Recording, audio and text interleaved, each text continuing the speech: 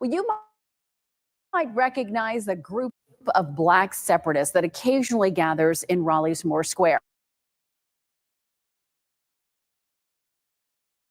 That group has ties to a nationally known hate group, and this weekend they will hold their annual Passover celebration. Concerns. Deborah, this group is widely viewed as anti-Semitic and anti-white. The city tells me they expect about 500 members here at the convention center this weekend. 4 months ago, back in November, rented this space earlier this week. Your past is your protection, supposed to be. On the streets of downtown Raleigh, you'll find members of the Israelite School of Universal Practice. Cannot be free without your destroyed. Let me tell y'all something, brothers and sisters. The group's leader is Commanding General YAHANNA, seen in this YouTube video touring the Raleigh Convention Center. It's where the I.S.U.P. Saturday. Convention Center. Taking it to the next level. Worldwide. The group is part of the radical Hebrew Israelites, which the Southern Poverty Law Center identifies as a hate group for its anti-Semitic, anti-white, and anti-LGBT views, and chapters that, quote, perpetuate the anti-Semitic belief that so-called Jews have stolen their identity and birthright. They call us a hate group because we turn around and say the white man is the devil for the things that he's done. The word devil just means adversary. It really is deeply upsetting. Rabbi Eric Solomon with Beth Meyer Synagogue in Raleigh is disturbed about this city-owned convention center renting space to the I.S.U.P.K. I mean, if this was, God forbid, the KKK or other hate groups that are more widely known, I can't imagine this would be allowed to happen. The city says the space was rented by a third party, writing in a statement, "We were not aware of any relationship between TGF Solutions Incorporated and the referenced group, and the event was handled in the same manner as all other bookings. Our expectation is that the group will adhere to all contract terms." It appears there's some loophole here that needs to be looked at more closely. Rabbi Solomon says he respects people's First Amendment rights, but feels the city should not make space for hate. This is not what we need in our city. And a spokesperson for the city today did say that rentals through a third party here at the convention center is quite common. I did ask the city attorney what kind of discretion the city has in denying events here at this city-owned building. We're still working to get a response. Deborah. Joe, now that they know who is coming to this event, are they planning more security? Deborah, good question. I did reach out to the Raleigh Police Department today. We do know this is going to be a very big weekend for the police department. The Dreamville Festival in Dix Park. Now this controversy here at the convention center with the potential for protests outside the convention center. So far, the police department has not yet responded to whether or not they will have increased patrols and whether they are aware of the event, which they sure are now. They certainly are. Joe Fisher, live in Raleigh. Thanks, Joe. Hold tight. Imagine being able to build. Hold tight. So lock, if I may. Here we go.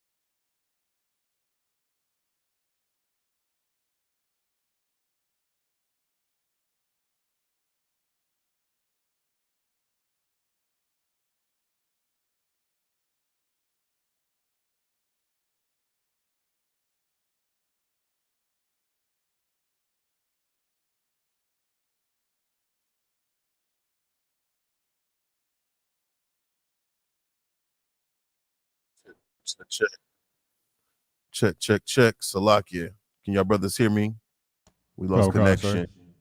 Yo, Salakia, if I may, our oppressor is the devil the Bible speaks of, man. Damn right, sir.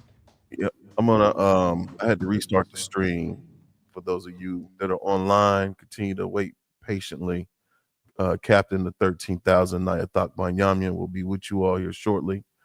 But in the meantime, between time, Shalom, Yahweh Ba'Hashem Yahweh Shabrakatah, and my brothers, Yahweh Shamar, Alatah, Ba'Hashem Yahweh Shad, all my sisters. I'm priest and officer of 1000 Bon Kayal coming out of Fayetteville, North Carolina. And we are the Israelite School, Universal Practical Knowledge, started out of 1 West, 125th Street, Harlem, New York, under Commanding General YAHANNA. Give me a little volume right there on the main. Check. Most High in Christ. Put a 144 in the chat if you can hear me online, or 144 in the chat if you can hear me online. All right. So I was showing you all a video of what transpired here in North Carolina at the convention center. How many of y'all saw that video about the Passover? The news came out. What was it? 2023, 2022? Yeah. The news came out in droves, and they were trying to muster some sort of public outcry and sentiment against us exercising our right to serve our God, man, to celebrate the Passover, in the convention center. And because of the SPLC, or the Southern Poverty Law Center, their stance on us being a hate group, they've designated us as being a hate group online. And this is a little hat run organization. All right. That's the reason why, we're reviled, within society, because of the lies that are perpetrated about who we are as a nation of people, man. And unfortunately, the convention center did not burn to the ground. It was just the roof. The roof was on fire. You know what I'm saying? And it was a glorious Passover. If you had the opportunity to attend that Passover, man, it was glorious. We actually had the Passover here back to back here in North Carolina, man. But anyhow, they were able to put the fire out. Hold on a second. Make sure I get everybody on here. And they had a very swift response. And a lot of the events that they had scheduled for this weekend apparently have been canceled. I think they had a big cheer competition scheduled, and some cybersecurity, symposium or what have you was supposed to be held there this weekend. But anyhow, we're here tonight. Tonight is a Tuesday night scripture breakdown class. Traditionally, it's the brotherhood class. So we would naturally in the schools be going over brotherhood, man. If you got any questions, post them in the chat. Shout out to everybody that's in the chat online. Sister Mathanya, young man James Futrell, Sister Nashima. All right. Most High in Christ, the water. And we have Heathen B. And then we have Princess Sapiyar and Sister Lanisha Robinson, the water, for being in the class tonight. If you will, let's open up, man. Anybody got any questions? Any hot topic issues we want to talk about? I really want to just talk about that video, that first video with the newscaster, man. And the position that these people that absolutely know nothing about us beyond what, a few Google searches can provide them, they led with what the Southern Poverty Law Center states about us being a hate group. And for those of us that are in the I.S.U.P.K, what do you think about that? What do you think about us being lumped along with the Ku Klux Klan and these alt-right neo-Nazi, extremist groups that are known for committing crimes? They're known for bombing churches. They're known for committing acts of treason and arson. They're known for lynching. Damn right. They're known for unaliving en masse, man. We should look that up. You think about the amount of crime that these organizations have contributed to here in America. And they're Christian organizations. Ku Klux Klan is a Christian organization. Shalaki, sir. Go ahead, brother. Is that Officer YAHANNA? Kind of one con, sir. Shalom. Shalom. You know, it's just like maybe for the younger brothers that's coming in that might not understand what this organization represents, right? And this organization is really financed by the small hats. You understand? And anybody who they deem that is. You were talking about the Southern Poverty Law Center. Kind of one con, sir. Mm-hmm. The Southern Poverty Law Center, right? So. And the ADL, or the Right. Anti-Defamation League. Right, they're all part of the same link on a chain. Right. You understand? That will target anybody that they deem, you understand, that might be some sort of a threat to them, so that they could take action or speak badly or negatively about whatever group that they deem as being a threat to them. And as for listing us amongst these other real hate groups, you understand, like, we haven't committed any acts of hatred towards anybody. All we've done is tell the truth of the Bible. That's it. And hate who God hates and love who God loves. That's it. No, you're absolutely right. Give Officer YAHANNA a hand. He's right. And see, that's the problem, man. You know, when it comes down to what people think God represents, to hell with the Christian church. The Christian church has formulated this idea of who God actually is that our people have bought. We've bought into the idea that God loves everyone. We bought into the idea, conceptualize that God is white, that Jesus Christ is white, that all the angels in heaven are white. You know, and where do these lies come from? Where do we get, you know, these ideas? This is the reason why we call the oppressor the devil, because of his lies, because of the subtlety that he uses to deceive. So much so, they've taken indecent liberty to paint us as being who they are naturally, as, you know, the lawbreakers. Right. We're law abiding. Not only do we keep the laws of the land, we level you up. We keep God's laws, which supersede the laws of man. Where do you think man got any idea from order from? It's from watching the Israelites. It's from going into these records and reading about who you are. Right. So-called black man, Hispanic man, Native Indian man, woman, and child. Right. You're God's chosen nation, God's holy, separate, set apart nation. All right.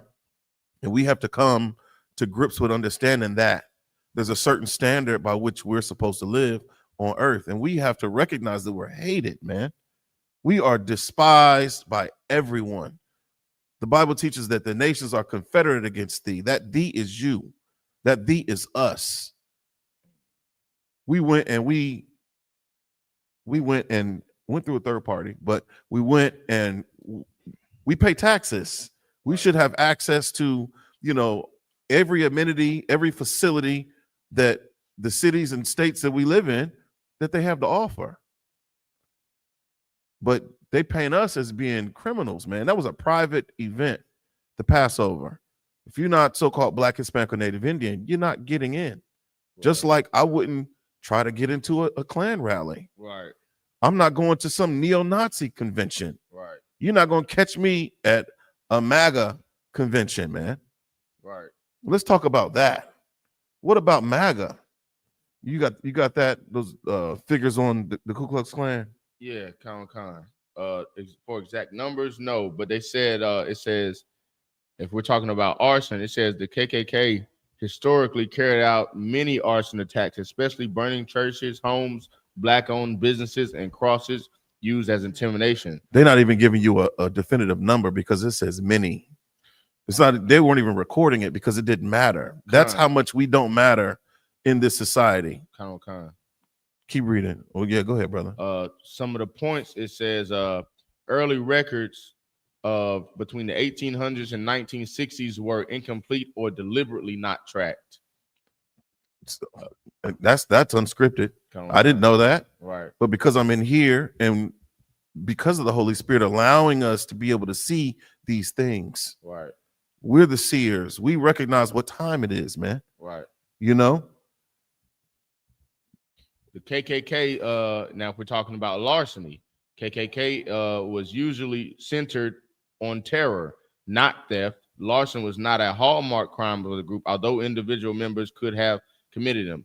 If you mean hate crimes in general, the KKK has been responsible for thousands of hate-motivated acts over its history, including murder, assault, bombings, arson, cross burning, and intimidation. But Good again, night. That was a long list. There's no single official tally. They've had an extensive reign of terror Right. upon our family, upon our nation, being so-called Blacks, Hispanics, and Native Indians. Right. You have to understand one thing. If you so-called Black, Hispanic, or Native Indian, you're an Israelite. That's right. You're not an African American. You're not a Puerto Rican. You're not a Native American. That's right. You're not a Mexican.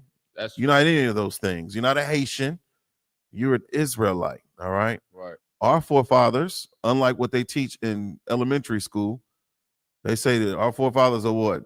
For this nation, for this country, is George Washington, right? Thomas Jefferson, Abraham Lincoln, right? No, your forefathers, since this is a brotherhood class, right? Abraham, Isaac, Jacob. That's right. That's a bloodline, man.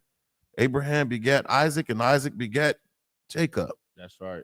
So on and so forth, man. Jacob had 12 sons, from which we're derived, man. Right. All of the tribes, man. You know, from Judah to Benjamin to Levi to Simeon to Zebulun to Ephraim to Manasseh to Gad to Reuben to Asher, Naphtali, Issachar. Those are the 12 tribes, man. That's right. We got to stop looking at colorism. We have to stop looking at things like the language that divides us. You know, the cultural differences that we have. We're quite similar in the things that we do. Right. Naturally, in spirit, our vibe is so similar. Right. And so separate from any other nation. That's right. Have you noticed that, you know, you get some so-called Blacks, Hispanics, and Native Indians within the same area? Mm-hmm. You know, we kind of like, you know, reverberate towards one another. Right. Unlike when we get into these white spaces, how we're shunned, how we're rejected. Right. Because we're not desired, as Zephaniah 2:1 would say. All right. If you can, give me Romans 13:11. Because right now is not the time for us to, you know, be falling in love or being disillusioned with this idea of America and this American dream. The American dream was a nightmare. It is a nightmare for us. It's a nightmare for all of our Latino, Hispanic brothers and sisters that come over here, man. The Haitians, you know what I'm saying? All the brothers and sisters from the Caribbean that come over here. The world over teaches that, you know, America is supposed to be the land of opportunity. Right. No, America is the land of oppression. That's right. For so-called Blacks, Hispanics, and Native Indians. Right. All right. If you can, read that, Officer Baltazar one. If I may, can I start at 10, sir? Get down, brother. Love worketh no ill to his neighbor. Therefore, love is fulfilling of the law. So who's that? Yeah. Love worketh no ill to his neighbor. We tried to book the convention center, and WRAL, the news station, reached out to Raleigh Police Department just on the strength of what they read online about who we are. Nobody called Commander General YAHANNA to try to set up an interview to get our side of the story. Go ahead, brother. Shalakia, can you mute your mics, Baba Kasha? Make sure all mics are muted. Oh, we could take care of that over here. You know what I'm saying? Most High Christ, we in there. You know what I'm saying? Yeah, you got the power, brother. You got the juice now. You know what I'm saying? Shalakia. Read that verse again. Tell them where you are. Romans chapter 13, verse 10. Mm-hmm. Love worketh no ill to his neighbor. We have never been loved here in America. That's right. Never. It's a private event. We booked the convention center so that we could serve our power. And just like in the old times, the heathens didn't want us to do that. Right. Didn't want to see us gathering ourselves together in the spirit of brotherhood, Right. in the spirit of sisterhood, man. That they have a problem with that. They have a problem with seeing us, and we're not breaking the law. We ain't burning no crosses. Right. We ain't setting no churches on fire. We're not firebombing any churches. We're not Right. unaliving their youth or anyone for that matter. Right. We haven't lynched a soul. Salaki, sir. Who am I speaking with? Shalom, sir. It's the Wa from Durham. Oh, Most High in Christ. Shalom. Shalom, sis. How we doing? I'm doing Tawab. Hope you are. I'm Tawab. I can barely hear them. Yeah, turn that all the way up. Up some. No, not that one. The main. Yeah, Most High in Christ. Go ahead, sis. Salaki, I just wanted to kind of touch on what you had said earlier about how us as a people together, we have the same vibe, we have the same energy. But one of the hardest lessons I've learned since I've been in here is we also suffer the same. We also have the same shortcomings. We also have the same obstacles in jobs with, assistance from the government. So not only do we share the same energy and the same vibe, but we also suffer the same. So it's just easier for us to be together. That's always resonated with me. No, give her a hand. Give her a hand. Give me Amos 3:1. Hold Romans 13:11. Let's go to Amos 3:1. Because what you saying, sis, man, you drove the point home. Yeah, we suffer together. We have the same oppression. We could have went into Deuteronomy and talked about the curses. Right. We suffer these curses, this affliction, this persecution here, this oppression here because of our disobedience, because we never, were obedient to keeping God's law, statutes, and commandments. Right. As Moses with the elders of Israel commanded the people. Right. From God. We were divinely ordered to keep God's law, statutes, and commandments. But we threw it away because of white Jesus and Christianity and Islam and Buddhism and this American dream. We threw it all away for the sake of what? Being hated, man. Tell them where you are. Amos chapter 3, verse 1. Hear this word of the Most High hath spoken against you, O children of Israel. Hear this word, what? Hear this word that the Lord hath spoken against you, O children of Israel. Listen up, if you so-called Black, Hispanic, or Native American, First Nation peoples, this word that was spoken against you is coming from the Most High Power, whose name is Yahweh, the God that created the only living power, the only living God. There is no God beside the Most High, all right? That's the true name of the Most High Power, all right? Have some reverence when you use it, all right? Put some respect on that name. The Lord was speaking to one particular group of people. Right. Who are they again? O children of Israel. Who? We would be the children of Israel. Right. We are the descendants of Jacob, man. Jacob had 12 sons, man, each of which became the chief of the 12 tribes of the nation of Israel. Okay. They call them the lost tribes because most people don't know that. Right. We're too busy subscribing to the things that their oppressor says we are. Trying to get back to Africa. Right. Trying to gain citizenship in Africa. Right. You going to Ghana to that's a lower hell. And I'm not looking at America like it's anything good, because this place hates us. But I'm not trying to go to Africa, bro. And at one point in time, we were in captivity in Africa. We don't abhor Edomites nor Hamites, but we do hate what God hates. All right. Keep reading. Against the whole family which I brought up from the land of Egypt. So this word was spoken against a family. This is how we talk about us being one blood related nation, man. This is talking about us suffering the same, man. Right. Keep reading. Saying, you only have I known. So the Most High Power is speaking to Israel, and he's saying, you, black man, You Hispanic man, you Native Indian man, you only have I known. You know what it takes to know a person. And we see these celebrities, we over inundated with all kinds of nonsense. You see the celebrities you think you know, Jay-Z and Beyonce and Meg Thee Stallion, but you don't know them. Right. This is about proximity, man. This is about an actual relationship, but not in the sense that we learn about relationships from our oppressor. Right. The Most High Power is our Father, man, and we were disobedient children, and He's given us a warning here. Take it from the top. Con. Amos chapter 3, verse 1. Hear this word that Yahweh has spoken against you, O children of Israel, Right.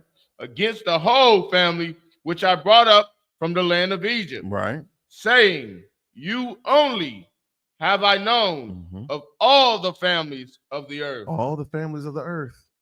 You think about all the variation with respect to society as we know it.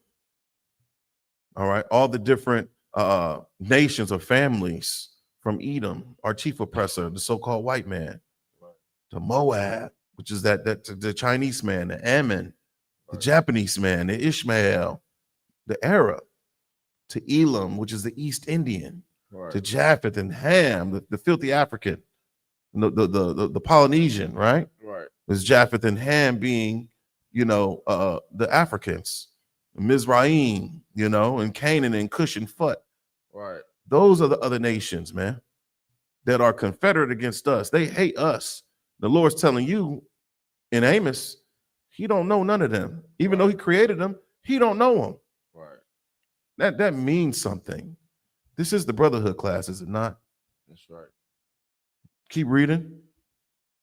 Therefore, I will punish you. Now, Sister Thawa said something that was heavy. She said that she noticed, outside of the vibe being similar, that we suffer the same. This is the reason why we suffer the same, sis. This is the reason. Read it again.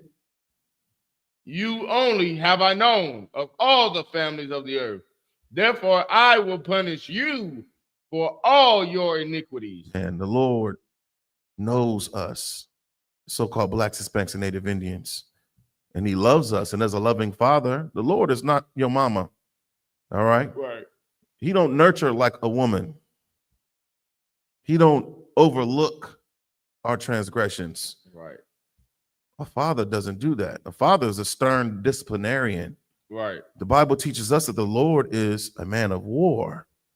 So you can't expect for Him just to slap you on the wrist. Now, the greatest attribute of the Most High Power is His mercy. And He's been beyond merciful with all of us. He's extended grace to us through Christ, man. Right now, I'm making up for a lot of lost time. Right. Being wicked and evil and vile and disgusting in the world. You read it right here in Amos that the Lord knows Israel. And because of what? Therefore, I will punish you for all your iniquities. For all of our iniquities or all of our sins. And we understand that sin is transgression of the law. Who's telling you that you don't have to keep the laws? Who taught us that we shouldn't value the laws of God? Where do we get that? Where do we get that perspective? We start moving like everybody else. We have laws, statutes, and commandments that create order. And it was given from God, from the Most High, which is perfect. His law is perfect. We fell away from that because of us subscribing to other things from heathens that the Lord rejected, man. All right? We need to be reflective and reverence that, man. That should resonate in all of our spirits. If you so-called Black, Hispanic, or Native Indian, that we're one family. And right now, it's the time for us to be coming together, man. We have to gather ourselves together. We can't overlook what's happening to the Hispanics because I guarantee you, we're still being persecuted the same way. They sent the National Guard into Washington, D.C. They sent the National Guard into Chicago. We getting persecuted the same way in this place. But I mean, what more can you expect? Right. We've fallen in love with this image of a white Messiah or a white savior, when Christ is a very dark-skinned black man. We are what's going to save us. Right.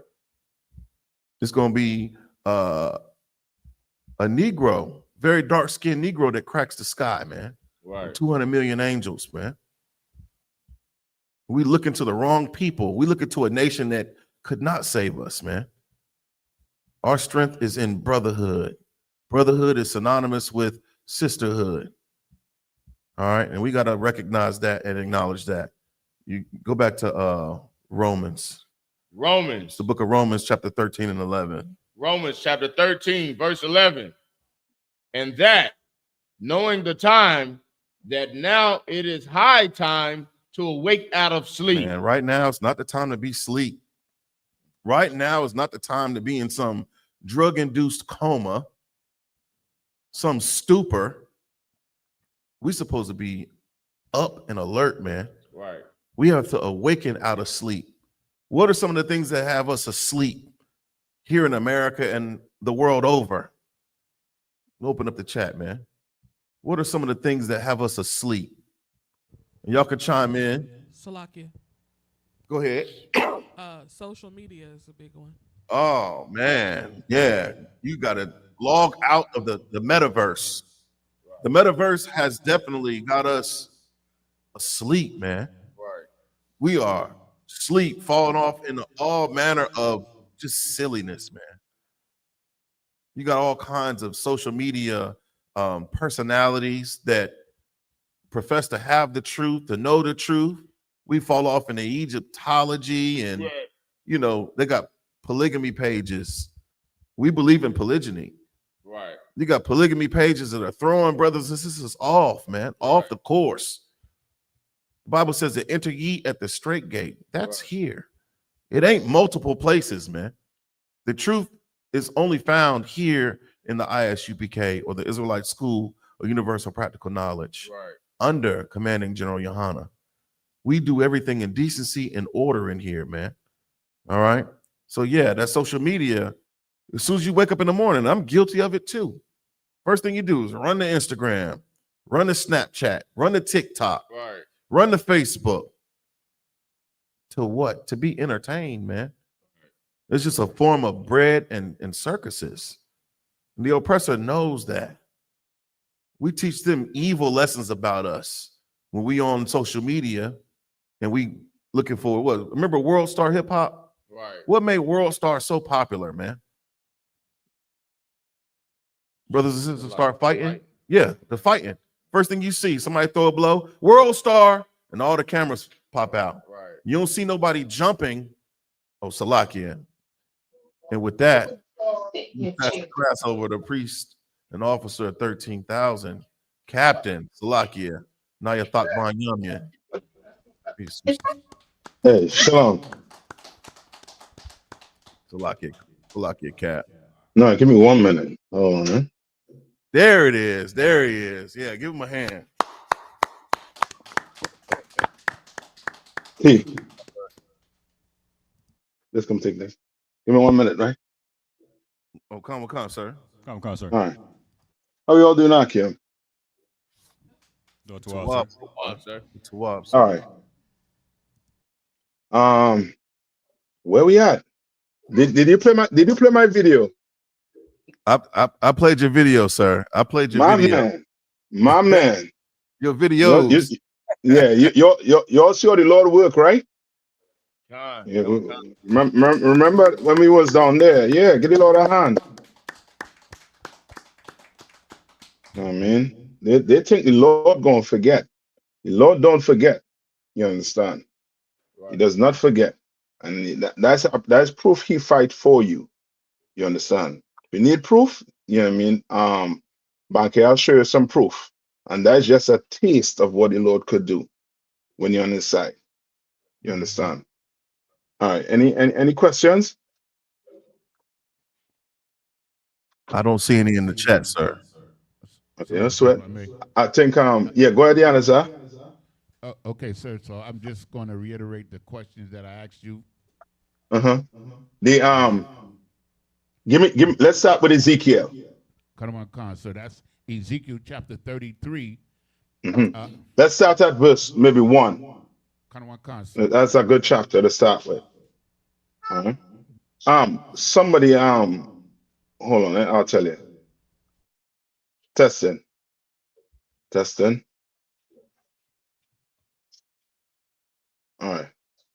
33, sir.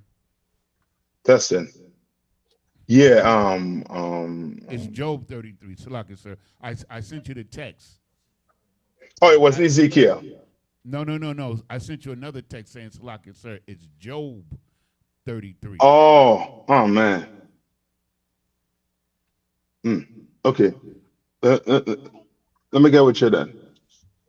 Job 33, right? Come on, sir. It started verse 14, sir, Babu Kasha. Okay, let me see if I can remember this. Come on. This is the book of Job, chapter 33, and verse 14.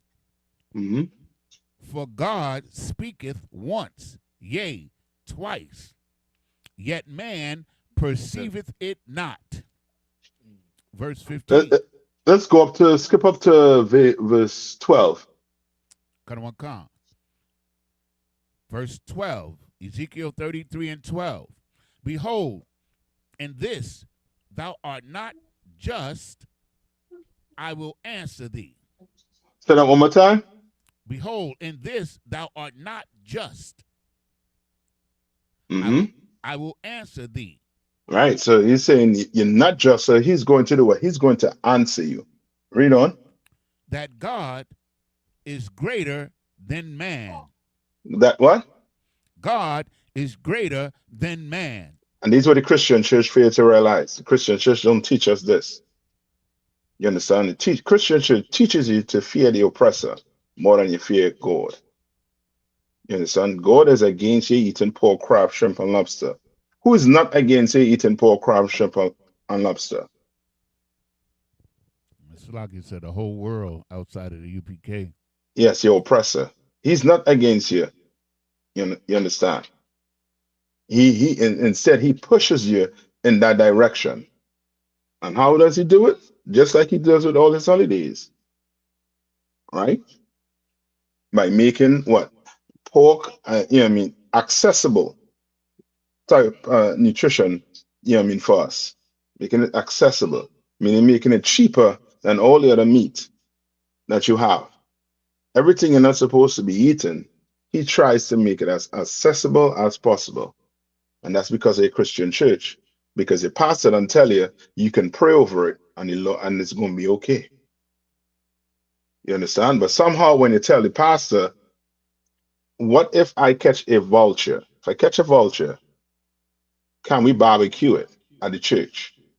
He's going to straight up tell you what, la. And he's going to go into how the meat is unclean. You understand? When pork is as unclean as eating a vulture. You can't eat this type of meat. You understand? But he's going to tell you, even down to, throwing in human, and humans is meat. You could cook a human. The pastor going to tell you no. You understand? So he's following a dietary law. Who dietary law he's following? So like I said, come on. Man's. Yes. And when they say man, the oppressor's dietary law he's following. Because in the Bible, you could clearly see you're not supposed to eat meat. Why? Because there's stories of a woman with her 7 sons refusing to eat pork. You understand? We read that story. When do we read that story? I forget, for one of the feast days we read that story for. Hanukkah, sir. Yeah, that's coming up. That's coming up December 14th. We're going to read about that story. You understand? Right? Read on. Verse 13. Why dost thou strive against him?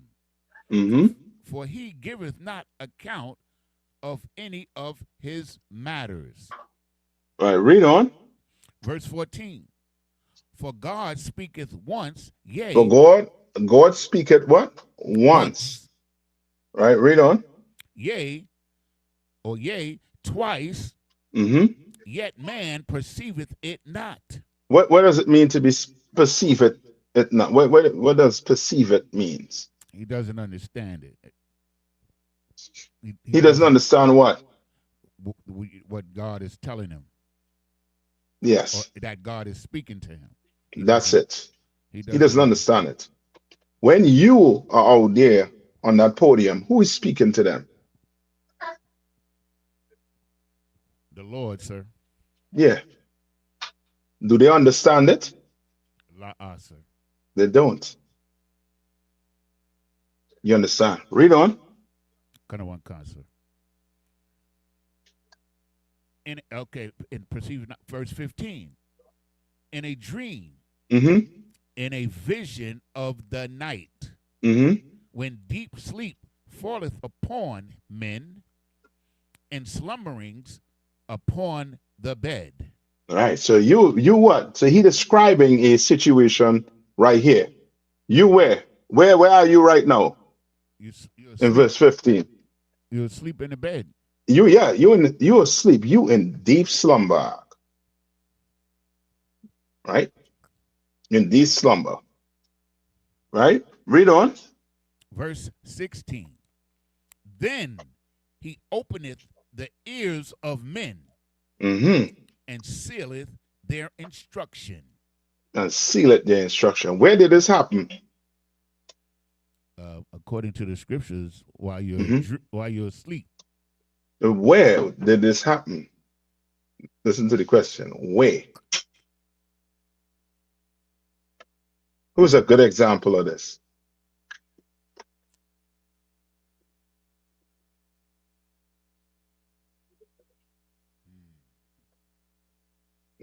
A perfect example of what you're reading about here, Yannick. It's in the New Testament.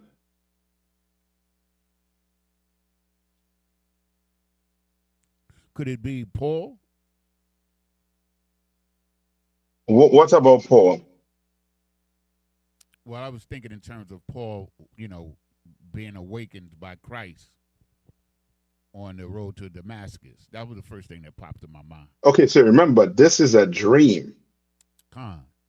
So like I said, if I made one of the reasons what made me curious about this is to understand, because up until this point I've been taught, that we don't really we disregard dreams to a certain degree.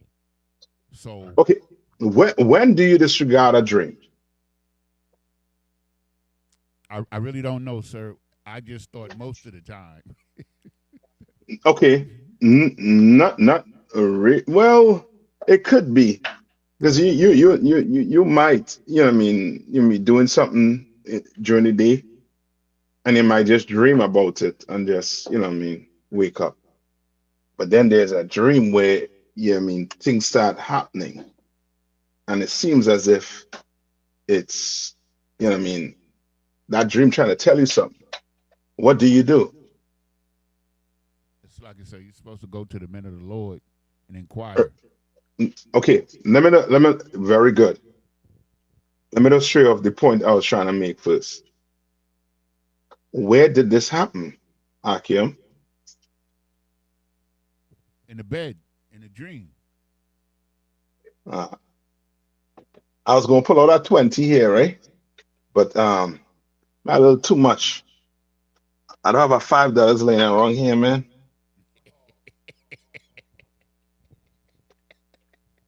Let me see who I'm gonna step up for this $5. If I do find a $5 to give you all. So, like I said, what was the question? Where did this happen? Hey, let's take this. In his mind. No. Okay. No, read verse 15 one more time. Verse 15. In a dream. In a vision of the night. When deep sleep falleth upon men. And slumberings. Hold on. My man. Oh, you remember Peter? Khan, sir. What did they say? Go to the story about Peter. Okay, I know what story you're talking about. Yeah, my man. Yeah, I see you studying, young man. Hey, go to the story about Peter. Yaneza, you hold it right there. Akashka, you go to the story about Peter. Right, and that's Acts what? Acts 2 and is it 2 and 10?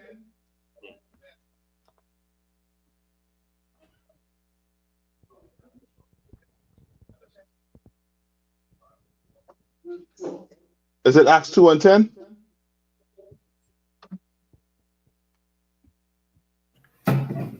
Yaneza, you there?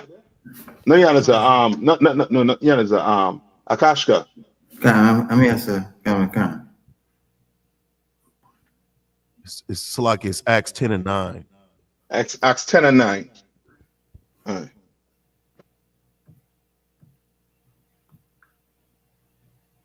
So what, Bankaya? What sir? So you ready for me to read it now, sir? Yeah, go ahead. Come. This is the book of Acts, chapter 10 and verse 9. On the morrow, as they went on their journey and drew nigh unto the city, Peter went up upon the housetop to pray about the 6th hour. Go ahead. And he became very hungry and would have eaten. But while they made ready, he fell into a trance. You fell into a what? Into a trance. Oh, that trance is best known as what? It's like asleep. Asleep. Read on. Come. The book of Acts chapter 10 and verse 11. And saw heaven open, and a certain vessel descending upon him. So now he is having a what? This is a what, Yaneza? A vision.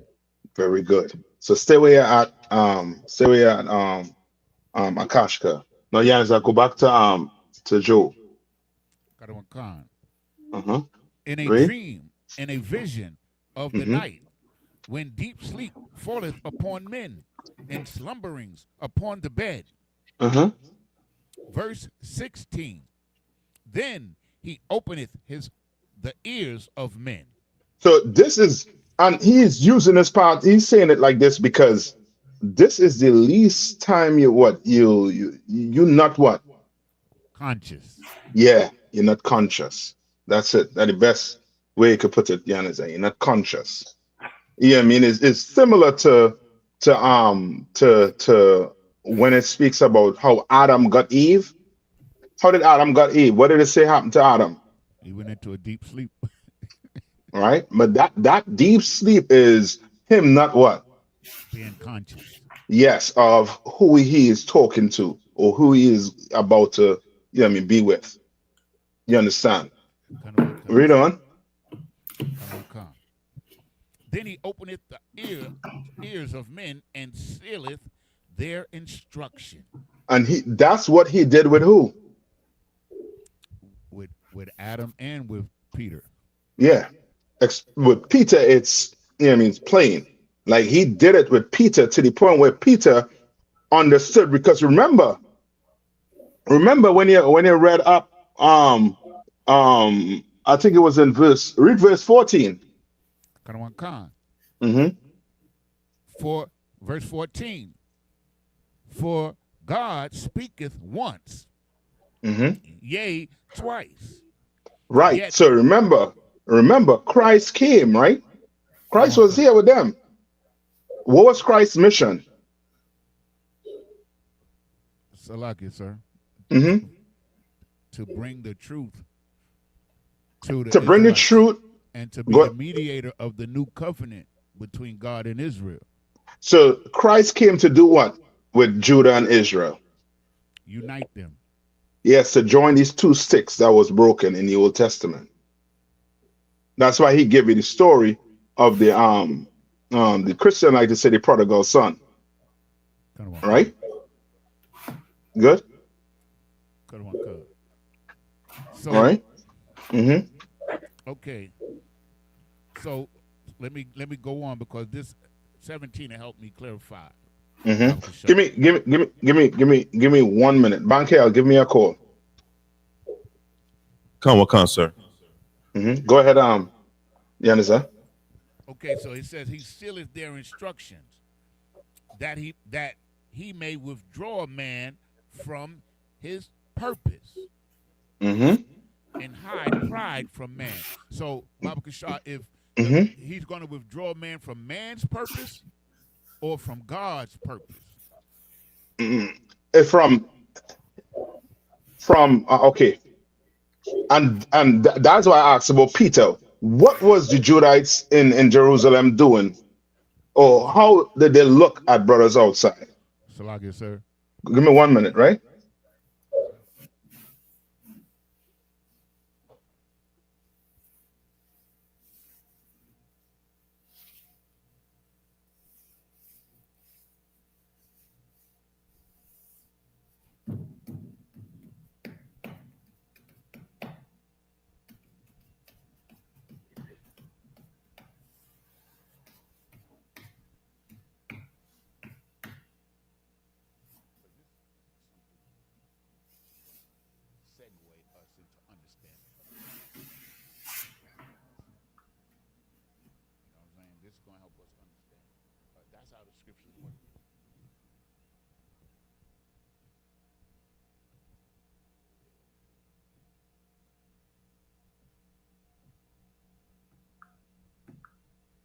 Okay, go ahead, Yanisa. One concert. So the question was that he may withdraw man from his purpose and hide pride from man. So yes, right. So now, sir, what I'm trying to understand better is like, how do we discern these type of instructions? Like, how do we know if we have a dream and this is an instruction? We just go. That's where the men of the Lord come in. The priest of the men of the Lord come in. Priest of the Lord come in. That's what we're doing right now, then, right? You know. Yes, meaning you're not waking up one morning like these preachers like Martin Luther King. What did Martin Luther King say he had? A dream. I had a dream. I had a dream. I had a dream. That mother effer had a nightmare. That's what he had. And that's what he put us in. He put us in his nightmare. We live in his nightmare. Why he in the damn grave? You understand? We live in that nightmare. He called a dream. You understand? That's why you can't do what? You can't rely on dreams. No, you can't rely on yourself. Sir, the water. To decipher your dream. You understand? Even what's her name? What's the sister name that had the twins? Rebecca. She had twins and there was fighting in her belly. She could have just been like, well, you know what? Damn, I gas or something. I'm gonna go, maybe I need to go to, the herbalist and get something to eat to calm these, my bowels down. No, he had to go to who? A seer. Find that for me. So that's Genesis 25 and 20. Give me where she went to the and before times. Before times, you have to go to what? A seer. The oppressor took that out. He took that away from us. You understand? He took that away from us. Now, the person who called a priest is now a charlatan or a pimp. Come on. Sir, I think I got the precept. Go ahead. This book is 1 Samuel, chapter 9, verse 9.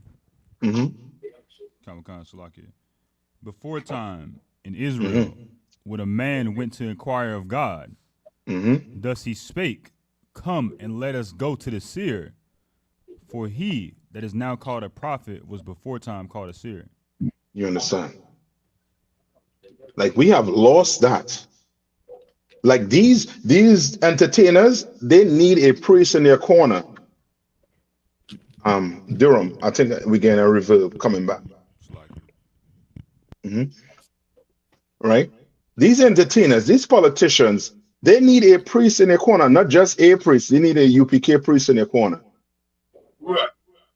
So that before they go and start and get up on that podium and start to spill, verbal diarrhea out their mouth, the priest could be, no, you don't want to say that. You want to say this. You understand? You want to tell the people this. No, you're not going to lie to them. You're going to tell them this. You're going to tell them the oppressor is the devil the Bible speaks of. You're going to tell them their problems are not just because they're poor. Their problem comes from the oppressor. You understand? You're going to, these young men are signing these contracts. No, you don't want to sign your name to that, brother. No, he's going to own you. You may not want to sign it. You may want him to do over that contract so that you are able to speak about what? The conditions of your people to try and help, because you're in a position. You understand? You're in a position where what? Where brothers and sisters look up to you as a what? Role model, as a star. You understand? So you can't be saying that. You can't be dressing like this. You can't be moving like this. You understand? They need a priest in the corner. Lucky, sir. Come on. So, okay, so this is the last thing I really want to understand, is because, like, when it says in 17 that he may withdraw a man from his purpose, so it's like planting a seed. Okay, meaning from his purpose is like this. Remember, Peter was not going to. Peter and them were not talking to who? The Israelites outside of the truth, outside of the culture. So the Lord removed him from his purpose. Okay, calm. You understand? Right, his purpose. Right, that's what I wanted to understand. Yes, man's purpose. The Lord giving you this vision to remove you from your purpose. So without that dream, Peter would have been like, nah, we can't be seen talking to them. But no, the Lord gave him this vision, and Peter is like, oh, this is what the Lord meant. Give me that part in I think it's 10 and what, 28, somewhere around there. Acts 10 and 28. Where Peter recognized it was a vision. You understand? He recognized, Peter that at that time recognized he had to turn from his what? Purpose. Right? And he had to hide his pride, because why? Because remember, the brothers and them did not want to be seen with these brothers outside of Jerusalem, even though these brothers outside of Jerusalem was following everything in that Bible down to a T. So he had to what? Remove their what? Their pride. You understand? It's like, I can't be seen with him. You know what I mean? I can't be seen with him. You understand? Come on. It's Acts 10, and I can start at 19 or 21, depending on where you want to go. Acts verse 19 says, while Peter thought on the vision, the Spirit said unto him, behold, 3 men seek thee. And verse 20 says, arise therefore and get down and go with them, doubting nothing. Right. So you understand? So he gained seal in it. Don't doubt anything. Remember, he just wake up out of this dream. Just wake up out of this. Oh, just go down here. These 3 men gonna receive you. Read on. Then Peter went down to the men which were sent unto him from Cornelius, and said, behold, I am he whom ye seek. What is the cause wherefore ye are come? Verse 22. Right. So he's asking, what is the cause? Right? Ye have come. Read on. Okay. Verse 22. And they said, Cornelius, the centurion, a just man, and one that feareth God, and of good report among all the nations of the Jews. Right. So, which means Cornelius was who? Was a Jew. A brother. Yes, he was a Jew. Right. You understand? Just by the way they describe him, right. He was a Jew. Come on. You know, that's one of the things that always puzzled me about Christianity real quick. It's like they actually believed that the other nations was following our God. Right. That's Which was crazy. Yeah. When you think about it, it's absolutely, you know what I mean, like, you know what I mean, like straight jacket crazy. Like you need to go get your head checked crazy. All right. Read on. Was warned from God by an holy angel to send for thee into his house and to hear words of thee. Verse 23. Then called he them in and lodged them. And on the morrow, Peter went away with them, and certain brethren from Joppa accompanied him. Verse 24. And the morrow after they entered into Caesarea, and Cornelius waited for them, and had called together his kinsmen and their friends. Verse 25. And as Peter was coming in, Cornelius met him, and flew down at his feet and worshipped him. But Peter took him up, saying, Stand up, I myself also am a man. Verse 27. And as he talked with him, he went in and found many that were come together. Verse 28. And he said, you understand? Unto them, So now Peter is with who? Who Peter? Yeah, but the who was surrounding him? Now Who you are surrounded by? Gentiles. Yes. Yep. Brothers who were not from where? Jerusalem. You understand? Brothers who weren't circumcised. Right. Right? Read on. Verse 28. And he said unto them, Ye know how that it is an unlawful thing for a man that is a Jew to keep company or come unto one of another nation. Yanaza, what was Peter's purpose?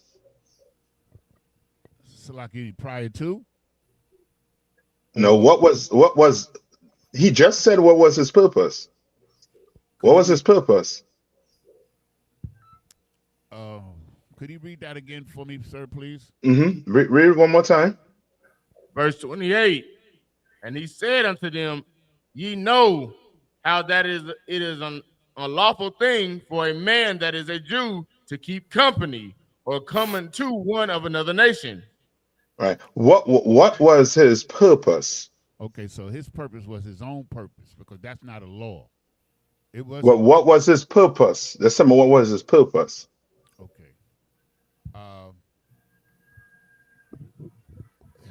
What is it, to unify or to clarify? No, he just said what was his purpose? Anybody? So like you, sir. To go to the ones that didn't call themselves Jews. No, that was not his purpose. He just said it out his mouth. So read one more time. So like Kind. Verse 28.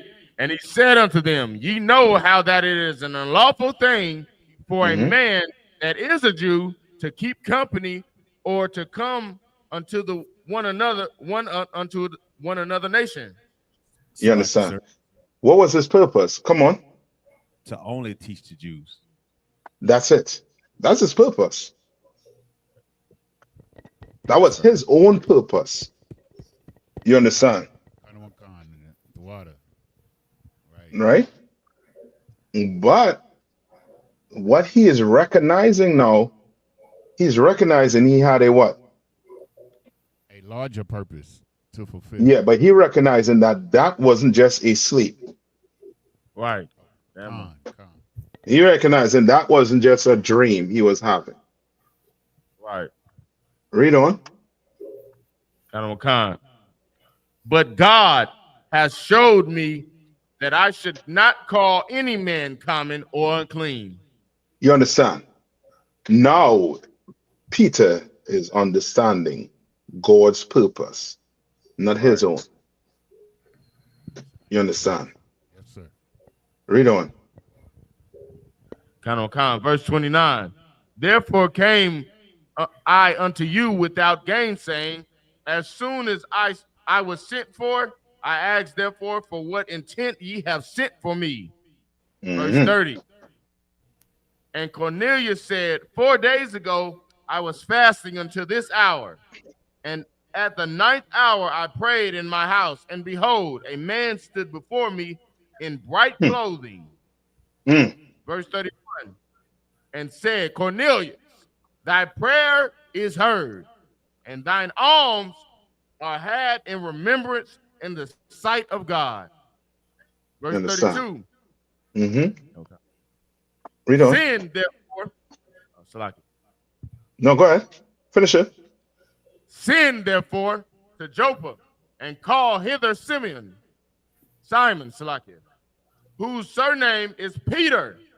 He is lodged in the house of one Simon, a tanner by the seaside. You understand? Who when he cometh shall speak unto thee. You understand? Like and you see what's going on here too, right, Yanis? Yes, sir. Right? He got a what? What did Cornelius get? Come on. He got a vision too. Yeah, he saw somebody at the door. Right. You understand? He said he saw someone at the door, standing at the door, which meaning what? This person he doesn't know. He just say he saw someone. You understand? Right? Right? Right on. Verse 33. Immediately, therefore, I sent to thee, and thou hast well done that thou art come. Now, therefore, are we all here present before God to hear all things that are commanded thee of God. You understand? Now they understand it. Now they understand what God's purpose is. Now Peter had to put away his what? His bias. His what? His bias. What did it say in? Come on. He had to put away his mission. That too, but he had to put away his pride. His pride. He had to put that shit away. He had to put it away now. You know what I mean? You know how some Negroes is like, I'm better than you? Right. You had to put that shit away and deal with them brothers. You understand? Now they had to understand. Now Peter understood, yo, we have to deal with these brothers here. This was Christ's purpose, and now his purpose is my purpose. You understand? Because it's the Lord's purpose. All right? So like it, sir. Come on. I just want to say, sir, that was a great breakdown. Like this is why we so proud and glad to be part of UPK. Because they don't get this nowhere else, man. No. Like they really don't, sir. No. That's all. Most in Christ. Anything else? Oh yes, sir. I got one more. Come on. Let me see if I get this one. Come on. It's Zechariah 5 through 9. Zechariah. Yeah, Zechariah 5 through 9. I'm trying to understand. Go Hold on, let me get this, sir. Go ahead. Okay. Zechariah chapter 5 and verse 5. I'm going to start there. It says, Then the angel talked with me, went forth, and said unto me, Lift up now thine eyes, and see what is this that goeth forth. Right. Read verse 4. Verse 4. For I will bring it forth, saith the Lord of hosts, and it shall enter into the houses of the thief. And it should enter in the house of the what? The thief. The thief. Read on. So that's talking about the chariots being an instrument of punishment. Yes. Right. Like they're coming for to exact judgment on this oppressor. Because brother, this oppressor, brother, I'm telling you, when black people really start to, wake up, not saying they're waking up right now, but when they start to actually come into the truth, that's them actually waking up. Right now, they're sort of waking up. You're still trying to go to this Israelite group. They ain't really waking up. They had to come in here to actually wake up and recognize you have to get rid of that old person and recognize that you have to follow someone that is better than you. That's right. You understand? When they start doing that, brother, and they start waking up, the things that brother's going to start bringing out, and the things the earth is going to start revealing, like it's doing right now, it's going to be on a different scale. And we're going to recognize that this oppressor, he's been lying all the time. You understand? And what better way to lie to you than to lie where? Next to the word of God. Next to the word of God. But, okay, at what time would be the right time to lie to you?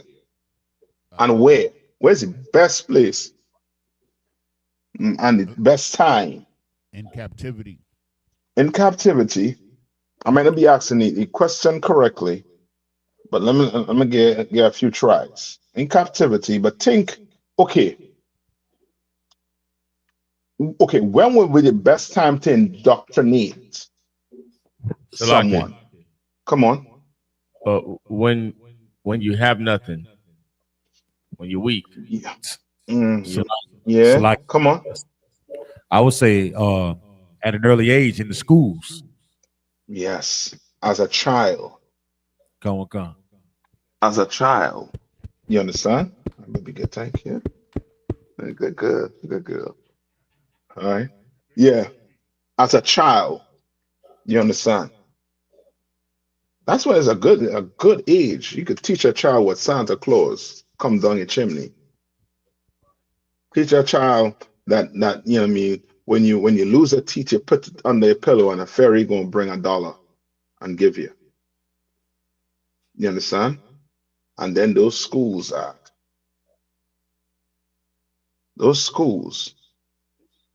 good way of indoctrinating you into teaching you about what?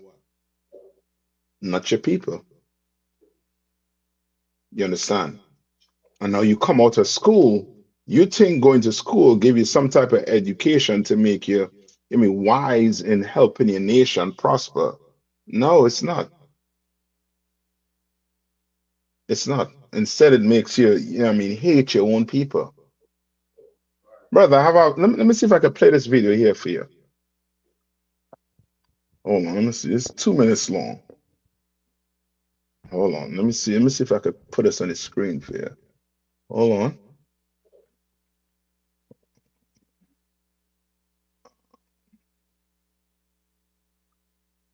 Screen, hold on.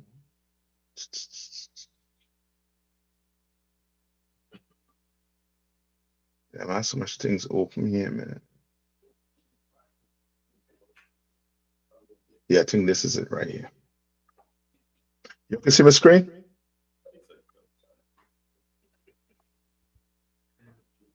You can see the screen? Come on. I've got a lot of degrees and awards. I've won cases at the U.S. Supreme Court, and I've been in courtrooms representing clients, getting there early, sitting at defense counsel's table, where the judge will walk in and immediately get mad at me. The judge will look at me and say, hey, you get back out there in the hallway. I don't want any defendants sitting in my courtroom without their lawyer. And I have to stand up and say, well, I'm sorry, Your Honor.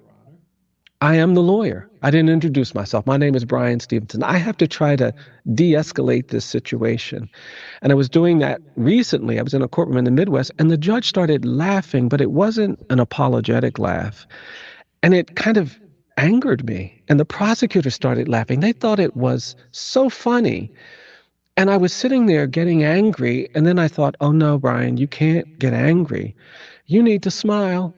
You may need to laugh. And I felt that way. I thought that way because my client was not going to be able to leave that county. I was able to leave that county and never come back based on the way I was treated if I chose to do that. But my client was going to have to stay there.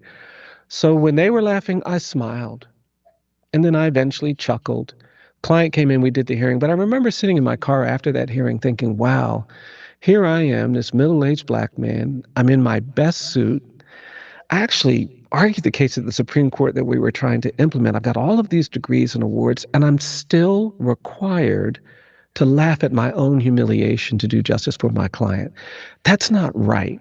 That's not fair. And I'm getting old enough to know that when you have to constantly navigate presumptions of dangerousness and guilt because of your color, when you have to tell your children how to survive a police encounter, what to do and what not to do, how they can't do the things that their white friends can do because they're going to be burdened with this presumption, when you have to constantly navigate this world, it's exhausting. And I want something better. I want something better for everybody. And that's why the commitment to truth-telling, the commitment to building institutions that help us understand the harms of history is such a priority. Brother, what did that brother just describe there? Sir. Come on. He described our oppression, but it reminded me of something that Malcolm X said a long time ago. He said, what do you call a nigger with 10 degrees? What do you call a black man with 10 degrees? He said, a nigger. That's it. But what he does, what the white man is so good at, he is good at making us look at each other like what? Niggers. Okay, not just niggers, but he does something to make me look at you as being Yanisa. Sir. Come on. He makes us look at each other as we're different. When they say different, you correct. He makes us look as we what? It's like it, sir. Enemies. Not enemies. Like we less than. Okay, it's a byproduct. It's a byproduct. The enemy is a byproduct because of what he did.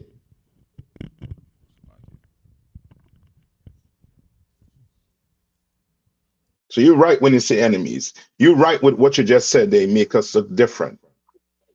He make us look at each other like we individuals. You understand? Like we're individuals. So until, come on. Go ahead, sis. Salakia, sir, like competition. Yes, and that's because he makes us look as if we're individuals. So now, guess what? The only time they don't look at us as individuals when what?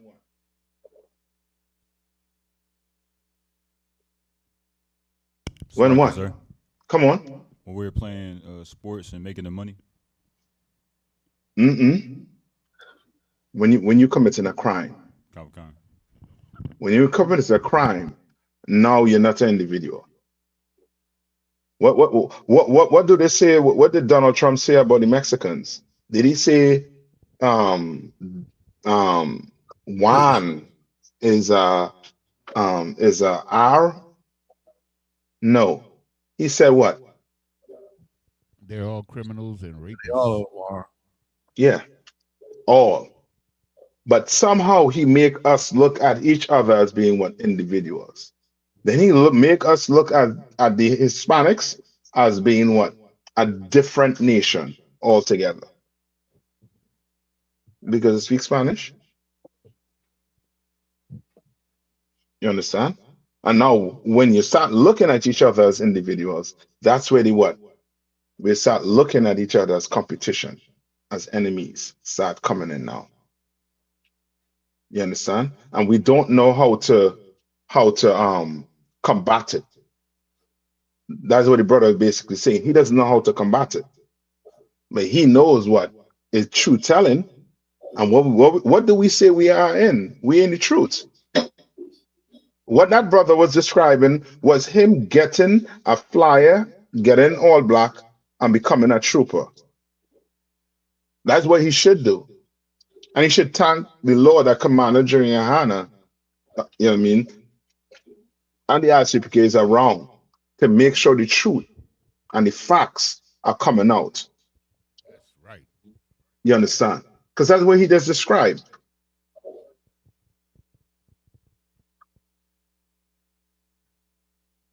Right? That's exactly what he described. Hold on. Play it one more time, but wheel it back a little bit so you could hear it out of his own mouth.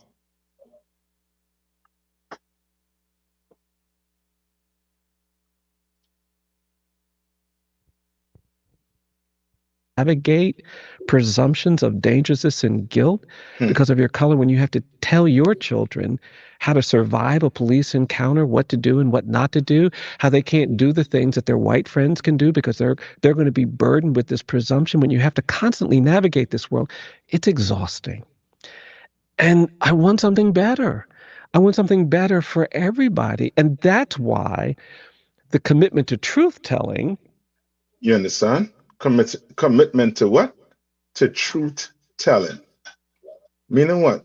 You're going to have to tell the white man he's the devil the Bible speaks of. You understand? You're going to have to tell the oppressor that he what? He unalived these native Indians for what? For this land. You know, some oppressors, they like to say, we won. We won. Okay, what war you fight? Did the native Indians know you were fighting a war? When he gave them smallpox? Did he know he was fighting a war when he tried to make a deal with you? All these treaties with you?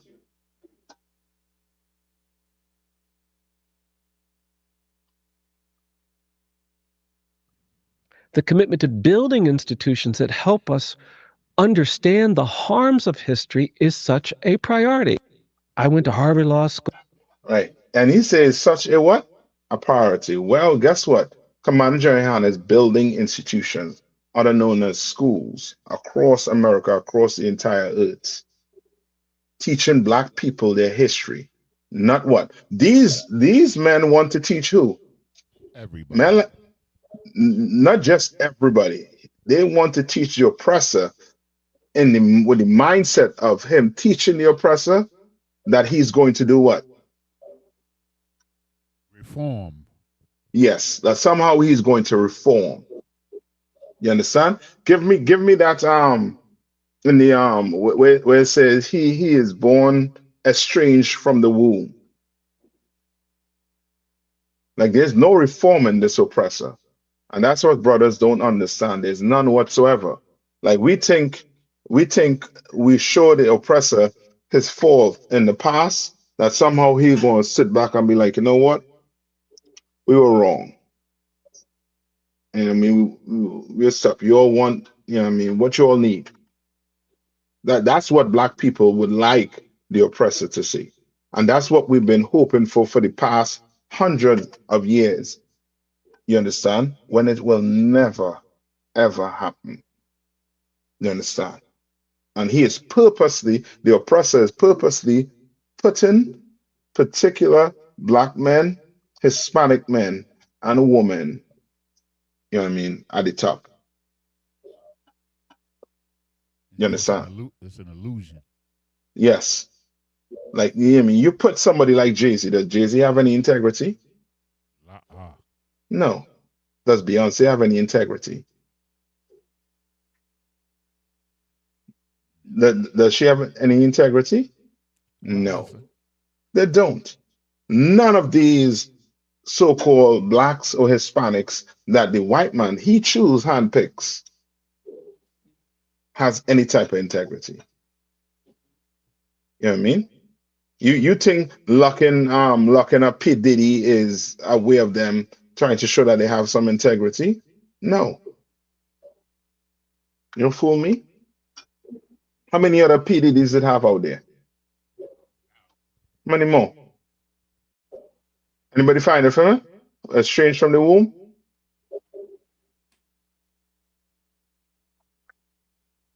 Right?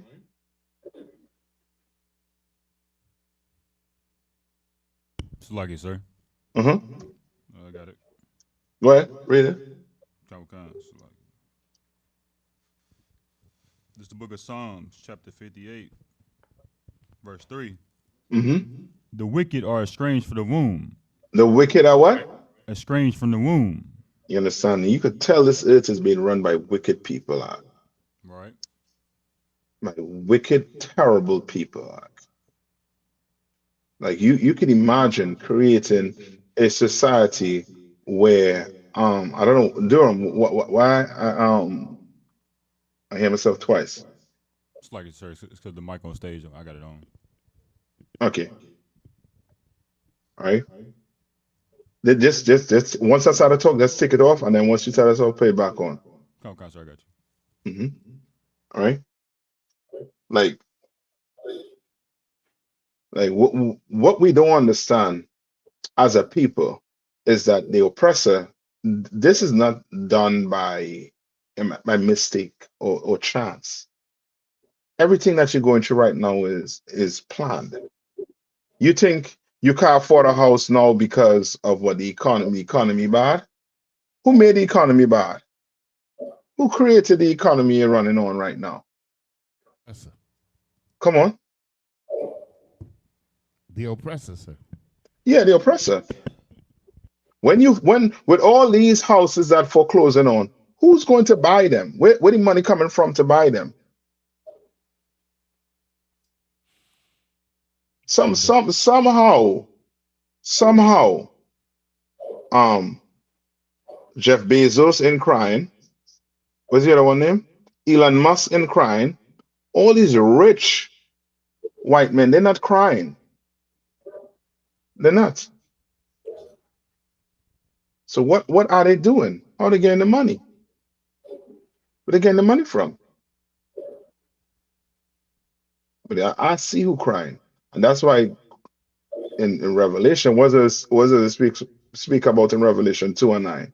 I know thy what? Works and thy tribulation. He knows the tribulation you're going through. He knows the system this oppressor is creating to do what? To oppress you more and more. You understand? The more and more black people start to wake up, the more and more he's going to start doing what? Oppressing us. Oppressing us. And you're going to have to stand with the Lord, Aqua. We're going to have to stand with the Lord. Right. Read on. Read on.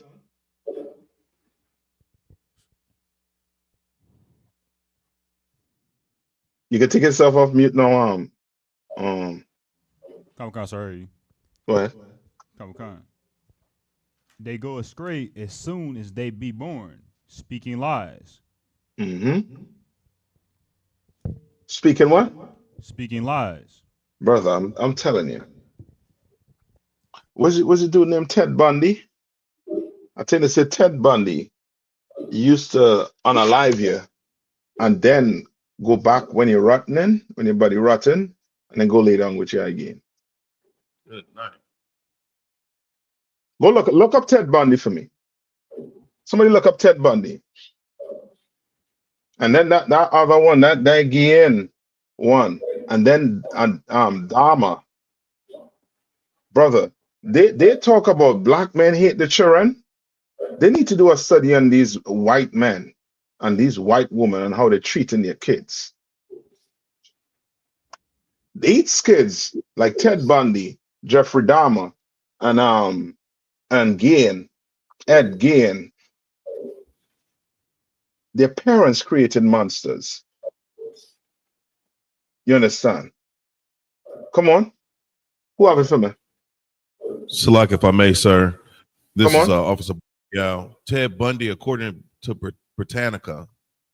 Mm-hmm. Ted Bundy, American serial killer, also known as Theodore Robert Bundy. He was born November 24th, 1946 in Burlington, Vermont, in the United States. He died January 24th in 1989 in Stark, Florida. Was an American serial killer and rapist. One of the most notorious criminals of the late 20th century. Bundy confessed to 30 murders, but some believe he actually killed hundreds. He was ultimately convicted of 3 murders, and he was executed in 1989. And then they give you details on some of the things he did to them bodies? What you were talking about, you know, him having a difficult childhood, in a strained relationship with his father. He was shy. It was a frequent target of bullying. So they're explaining, you know, why he was such a murderous monster. Yeah.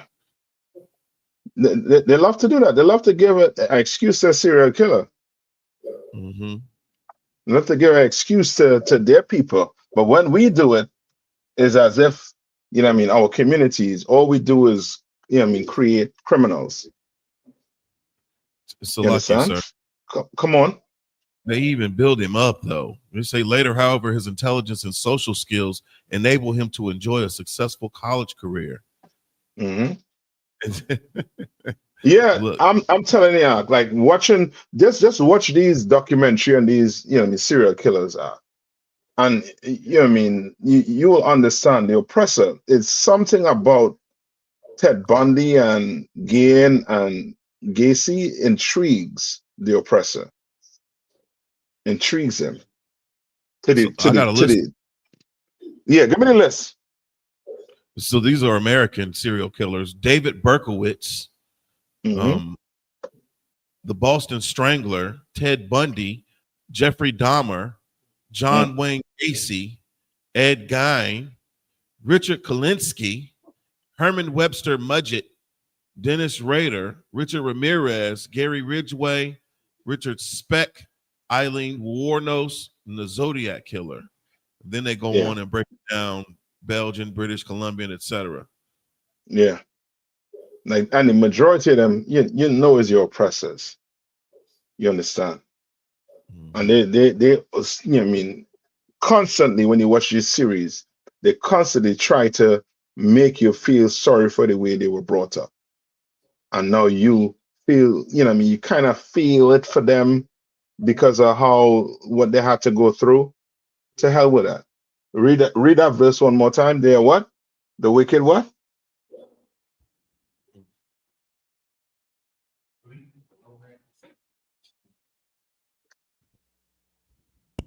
Come, sir. Mm-hmm. This is the book of Psalms, chapter 58, verse 3. The wicked are estranged from the womb. Yeah, to hell with that. They say the wicked are estranged from the womb. And we you know what I mean, we don't just look at, you know what I mean, at Ted Bundy as being an individual. You understand? We look at a nation of people like Ted Bundy. We don't trust you. You understand? We don't trust you. You understand? We don't trust you. Read. They go astray as soon as they be born, speaking lies. Right? And that's them speaking lies. I mean, you go do the history on World War One. You think you say now reading the history of World War One and think that, okay, what you're reading here is the truth. My brother, little do you know, they're more than likely lying to you about everything. Because you know the question we ask, if they could lie about Christ, what would they not lie about? What would they not lie about? You read in the Bible where Christ is what? Black. But they have a white picture and saying this is Christ when we know this was Saint Borgia.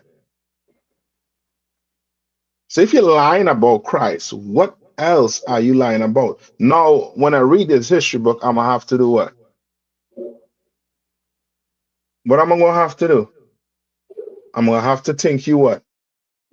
You might be lying about what I'm reading here right now about history, because my oppressor is telling me my history. My oppressor is telling me, I mean, history. And somehow he is what? And somehow he is what in his history book? He is the what? Savior. Yeah. He's a savior. He's a hero. You're the villain. You understand? Right? All right. Any more questions? Salaki, so we didn't get to the core of the question, and he's in Zechariah, sir. Come on. Go to Zechariah. Go back to Zechariah. Salakia. Zechariah 5, Uh-huh. and verse. I'm going to start at verse 5, Baba Kasha. Mm-hmm. It says, Then the angel that talked with me went forth and said unto me, Lift up now thine eyes and see what is this that goeth forth. So now he's having what? He's having a what? Vision. And the angel said unto the what? Lift up your head and see what's going forth. Read. Verse 6. And I said, What is it? And he said, This is an ephah that goeth forth. Right. Look up Ephah in your Zondervan. I looked it up already, sir. What does it say? Read it for me. Okay, it's a measure. It's a tool of measurement. Mm-hmm. It's how you measure things like a liquid or something. That's what an ephah is. Okay. Right. So go ahead, read on. This is an ephah that goeth forth. He said, Moreover, this is their resemblance through all the earth. Mm-hmm. Read on. Verse 7.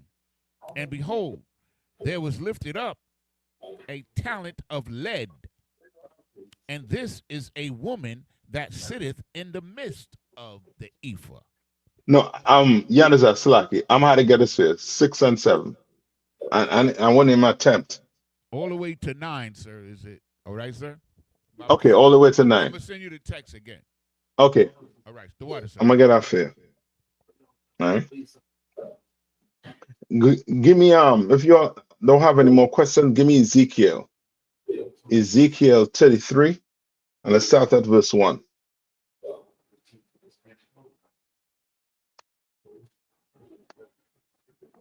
Let's start at verse 1.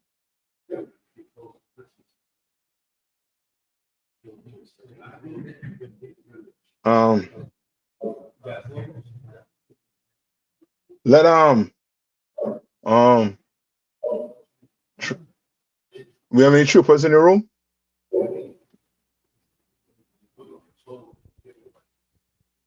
Ezekiel 33. Let's start there.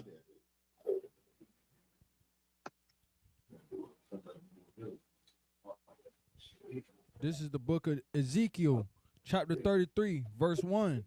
Again, the word of the Lord came unto me, saying, verse 2, Son of man, speak to a children of thy people, and say unto them, when I bring the sword upon the land, if the people of the land take a man of their cost and set him for their watchman, verse 3, if when he seeth the sword come upon the land, he blow the trumpet and warn the people. Verse 4, then who's give me 1 minute.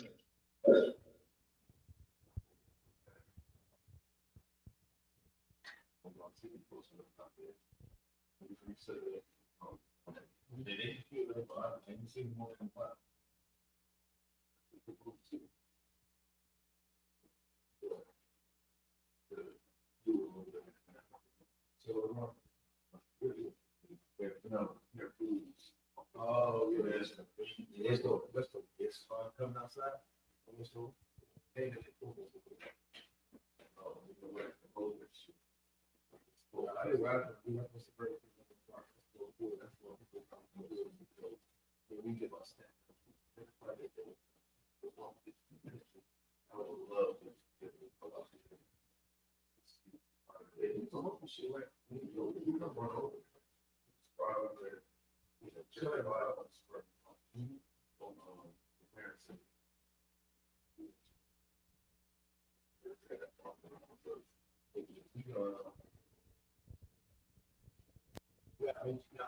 Candy,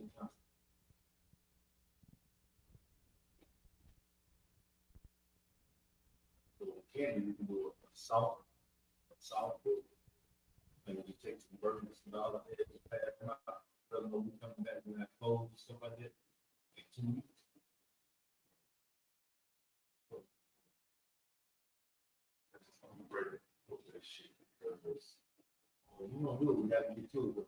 All right, let's go. Salaki brother, come on. This is the book of Ezekiel, chapter 33, verse 4. Then whosoever heareth the sound of the trumpet and taketh not warning, if the sword come and take him away, his blood shall be upon his own head. Right. So that's what we're brothers doing out there on the streets. We doing what? We are warning brothers and sisters about what's to come. All right. That's what Noah was trying to do. Noah was trying to warn who? The people that the Lord was going to send a flood, and they had to what? Get right. And they did what to Noah? They laughed at Noah. They laughed at him until what? That rain started falling, until that water got up to their neck. And they were trying to get on that boat. But that time is too late. That time was too late. You understand? Read on. Verse 5. He heard the sound of the trumpet and took not warning. His blood shall be upon him. But he that taketh warning shall deliver his soul. Right. You understand? Now skip down to verse 6. This is the book of Ezekiel, chapter 33, verse 6. But if the watchman sees the sword come and blow not the trumpet, the people be not warned. If the sword come and take any person from among them, he is taken away from in his iniquity, but his blood will I require at the watchman's hand. And that's your pastors. Your pastors are doing what? What are your pastors doing? What is the oppressor? Come on. They're failing to blow the horn. They're failing to give us the warning. Yes. And why are they failing to blow their horn? Because they go ahead. Because they in it for the money. They're not in it for the people. That's it. Money. And the oppressor, he knows how to get you. The oppressor, he does what? He pays you to turn a blind eye. You understand? He pays you to look at the problem and do what? Ignore it. Yeah. So guess what, Negro? You just go bounce that ball. You go kick that ball. You go throw that ball. Come on. I had a precept. Come on.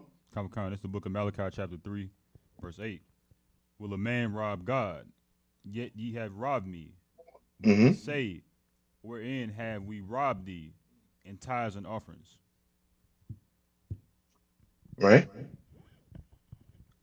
So, what is that saying? It's like it, sir. It's talking about that Christian pastor, like how you were saying, sir, that, he's robbing us, like, in the money. That's the Christian pastor's ways, that he's not teaching us. Even though how Jeremiah 23 basically goes into that, he's not visiting us. He's not giving us the instructions that we need to, grow. Yeah, but this goes not just for your pastors, but for who? Celebrities too. Celebrities too, but for who? Go ahead, Choirba. Salaki, it go for us. It go for us, sir. Yeah, everybody. You understand? Like your money should be coming into Commander YAHANNA. That's where you should be paying your tithes to the priest of the Lord. You understand? And when you don't do it, you are robbing the Lord, not just the pastor. You understand? Because the pastor, who the pastor working for? It's like it, sir. The oppressor. Okay, who's paying the pastor?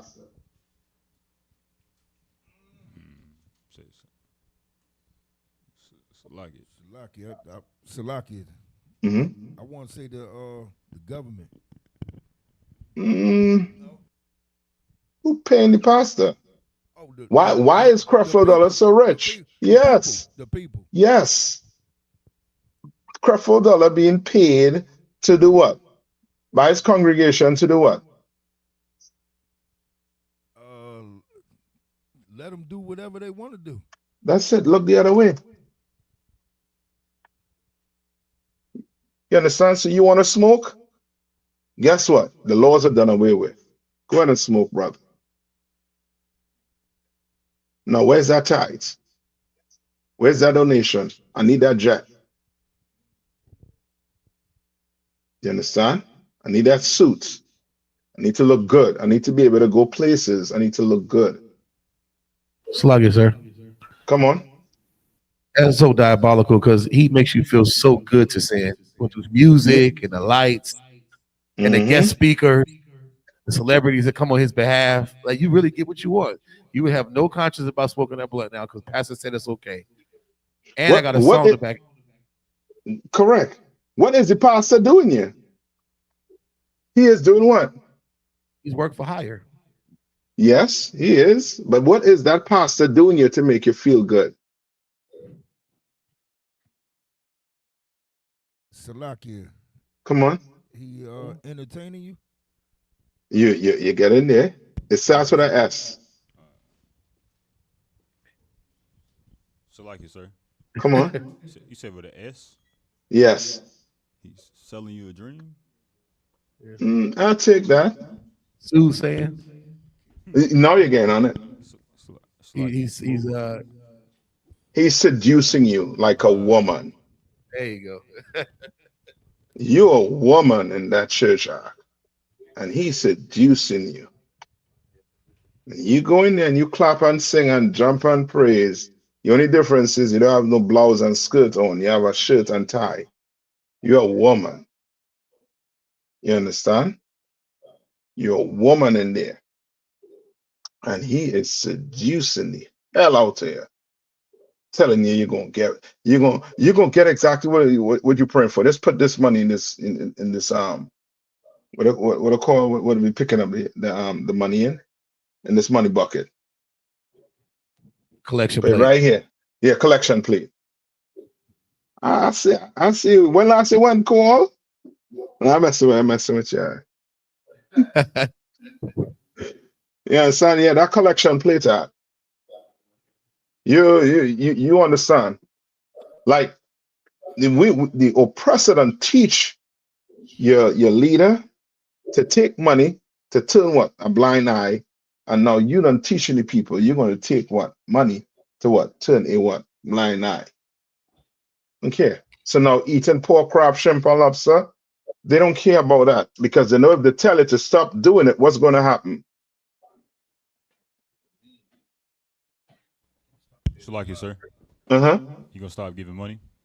Yeah, you're going to stop giving money. You'll be leaving that church. You'll be going by some of the pastor that going to tell you could eat pork, crab, shrimp, and lobster. You understand? You know what, brothers and sisters would have been in here if we had said, you know what, you could pray over the pork. You understand? You could love the other nation. Oh, they would have been running up in here. You wouldn't have space for seats, you know what I mean, in those schools. It would have been ram-packed. But you not getting paid. And you're not getting paid to turn the blind eye. You're not doing that. You understand? But you know, telling them the truth. Come on.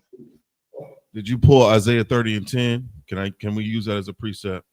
Come on. Talk about the book of Isaiah, chapter 30, verse 10, which say to the seers, see not, and to the prophets, prophesy not unto us right things. Speak unto us smooth things. Prophesy deeds. That's it. That's exactly it. And then you have Luke, I think 16, it goes into it too, where they say, your pastor been, he been hired. You understand? Not to tell the truth. Right? Now read it. Go back to Ezekiel. Skip to verse 8.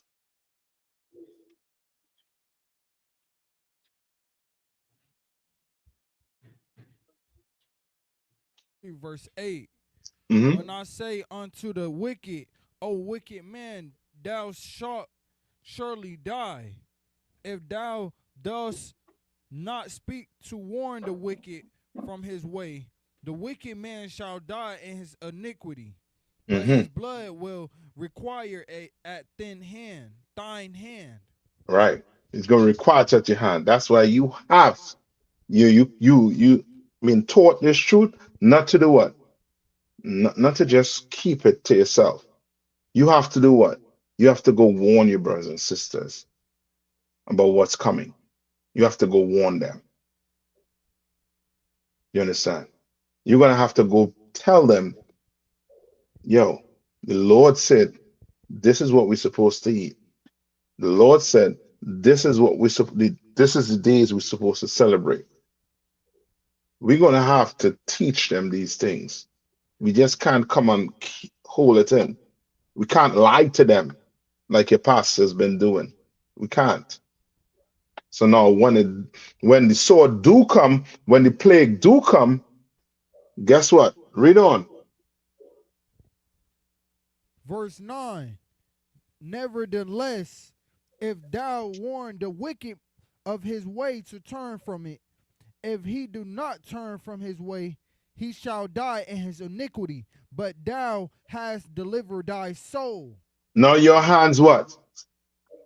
Your hands are what? Clean. Clean. Your hands clean. Remember when Pontius Pilate, went and washed his hand to try and signify he is clean from the blood that he about to spill right now, pertaining to Christ. Right? When he was he could have washed his hands from now until who the hell cares? He was still going to be guilty. You understand?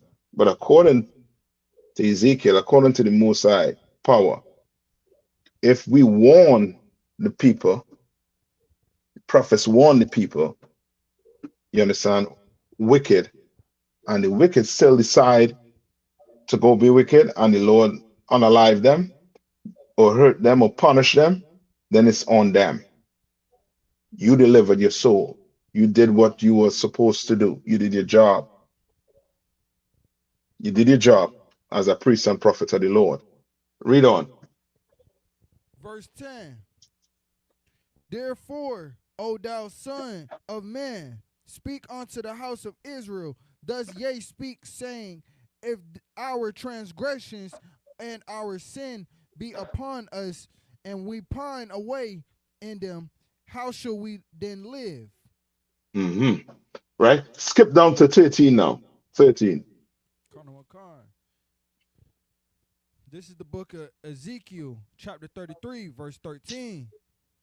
When I shall say to the righteous that he shall surely live, if he trust to his own righteousness and commit iniquity, all his righteousness shall not be remembered, but for his iniquity that he have committed, he shall die for it.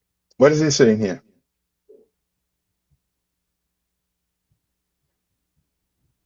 This is 1 West. What is he saying here?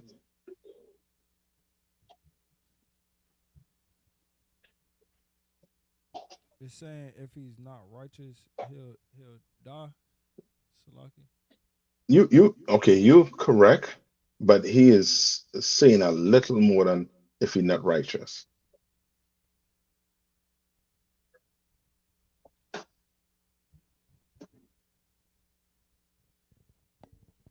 Salaki, sir. Is this like talking to somebody who like leaves the truth, like somebody who has the truth and then leaves the truth and goes back to his iniquity? Okay, no, I wouldn't say that. It's what we say today in the truth. What do we say about the work? When it comes to the work, what are you doing? What? The righteousness of the Lord. What are you doing? What? Right? What? Now. What are you doing now? Not what you did when? In the past. In the past. You understand? What you doing right now? In class, you at camp. What you doing? Well, sir. Remember, 2 years ago, well, 2 years ago, I was out there with you all building camps. I hear you, brother. I hear you, sister. It's cooking and stuff 2 years ago, right? You lost the recipe? Brother, you lost your boots? Your lace?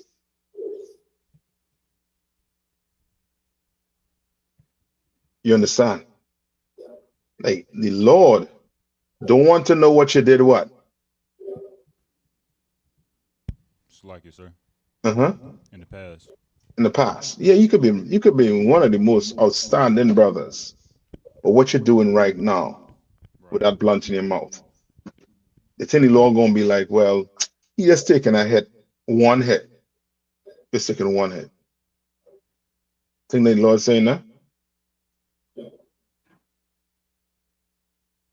He's not. That's why he's saying, read it one more time.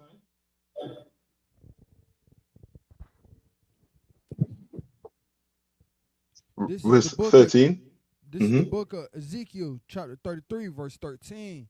When I shall say to the righteous that he shall surely live, if he trusts his own righteousness and commit iniquity, all his righteousness shall not be remembered. All his righteousness is not going to be remembered if he commit that iniquity, one iniquity. Remember in James, let you know what? James 2 and I think 9 let you know what? Sin is what? Sin is sin. That's right. You understand?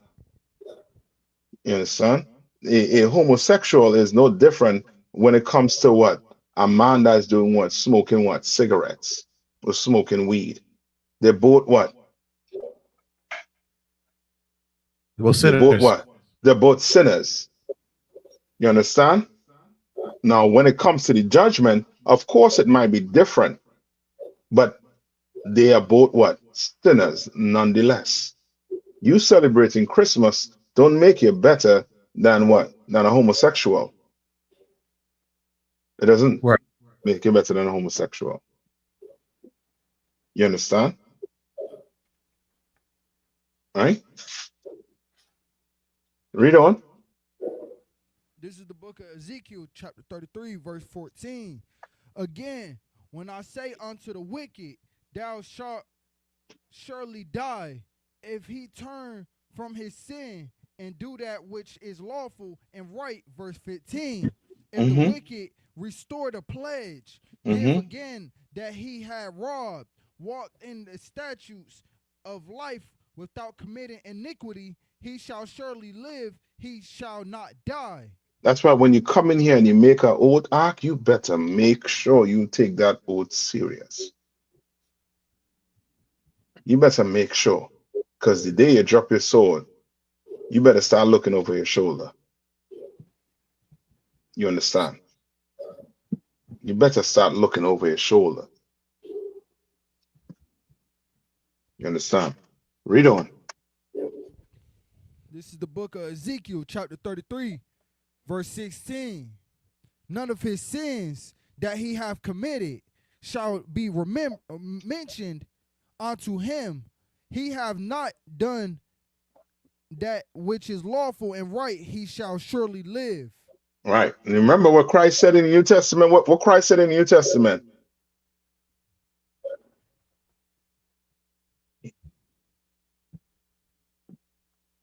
He that is first.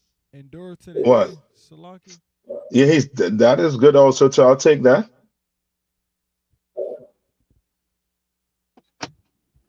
He that is first shall be what? Last. Pull that for me. That's the last thing we'll go into. Right? Don't think you come in here and guess what? Everything what? You don't make it into the kingdom. Don't think that. There's work to be done. It's like it, sir. Come on. I got it, precept. Do you want to ask for? Kavakan, sir. Tell them where you are. It's like it. It's the book of Matthew, chapter 20, verse 16. Uh-huh. So the last shall be first, and the first last. For many be called, but few chosen. You understand? And Christ was trying to explain to them what?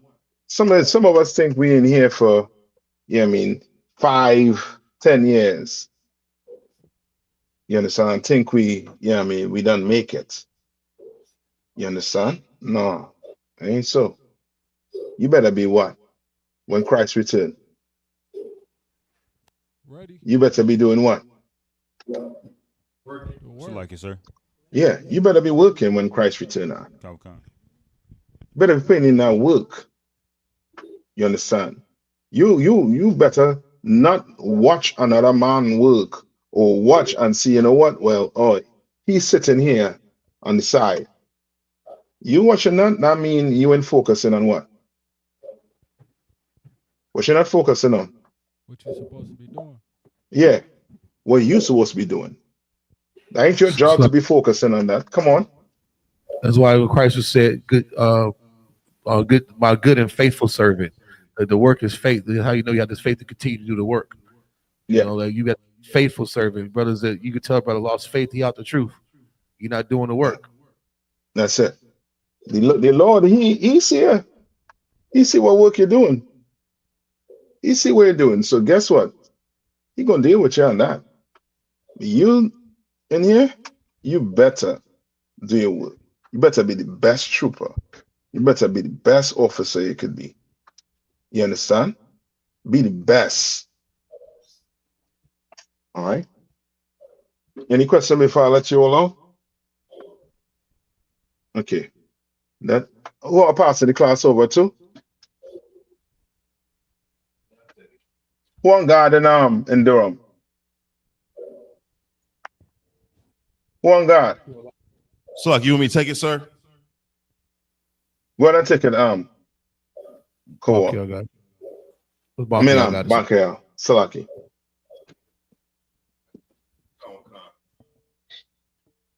No, hold on. Salaki, I forget to do one thing. Durham, you all want to take it? Kavakan, sir. That one more thing to do. I forget. Salaki, I reckon on my brain is Salakia. Yeah, say something, Mark. These great. I ain't dye my hair gray. Kavakan, sir.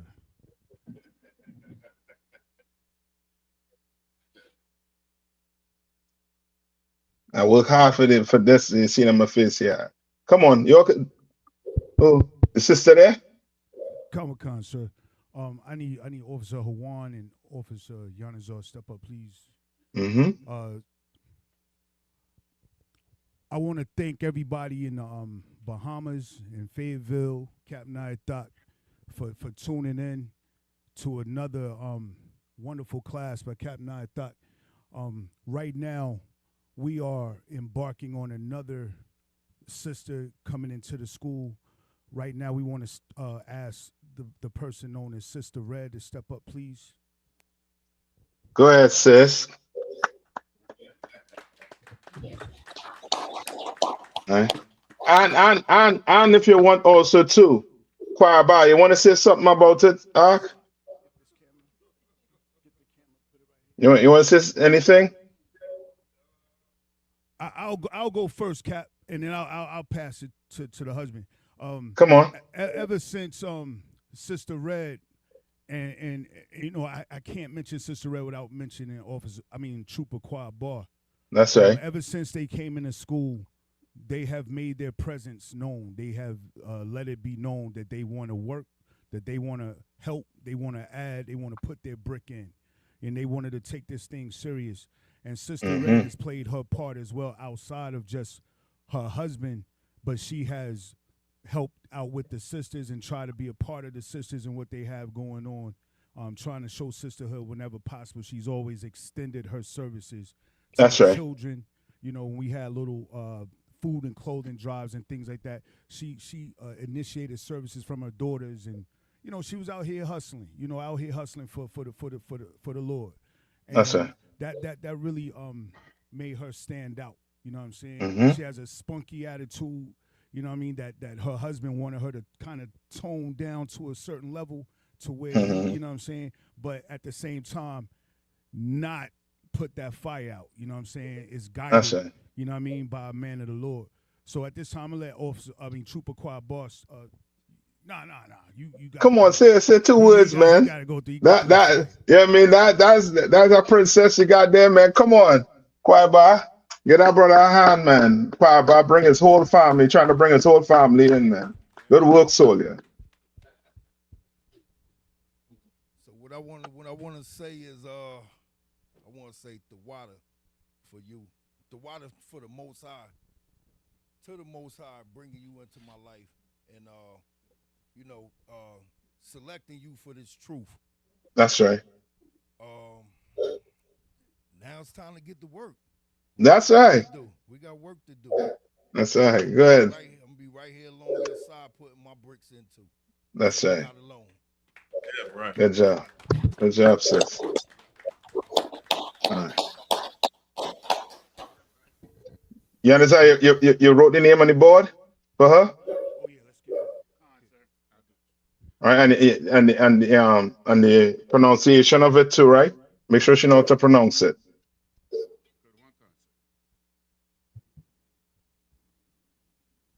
All right. Yeah, watch her right there. Your name is Dayala. Mhm. Dayala, which means she will excel. Dayala.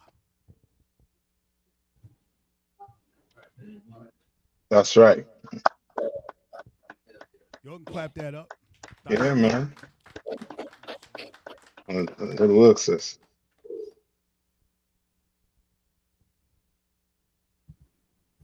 All right, there you go. We get that on the camera. Is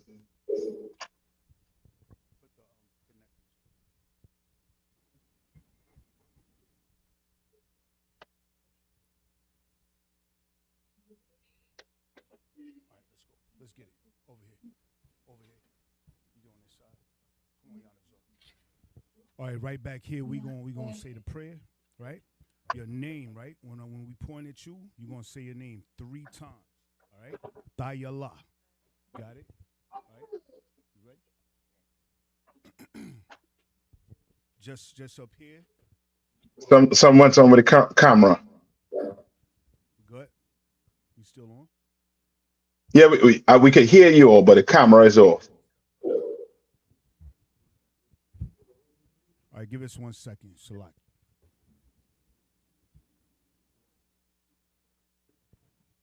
It's back on. Come, most high in Christ. Oh, yeah. Watch your feet. Just up here. All right. Yabaraki Yahweh. Y.A.H.U.P.K. Yahweh. Panyawa. Al-Yaka. Y-A-H-U-P.K. Yasha Yahweh. Panyawa. Al-Yaka. Y-A-S-U-M-K. Shalom. Yahweh. Bahashem. Yahweh Shai. Barak. Rapah. Magun. Hagun.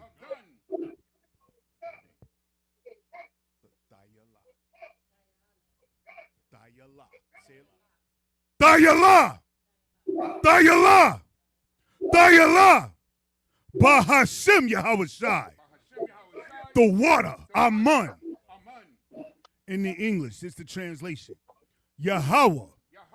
Bless thee. And keep thee. Yahweh. Make his face shine upon thee. And be gracious unto thee. Yahweh. Lift up his countenance upon thee and give thee peace. Yahweh, in the name of Yahweh Shai, bless, heal, shield, and protect. Say it again. Dayala. Kwame Shalom. Kwame Kwame Shalom. Shalom. Kwame Shalom. Kwame Shalom. Kwame Shalom. You all, I didn't see you all put the oil on the head already, right?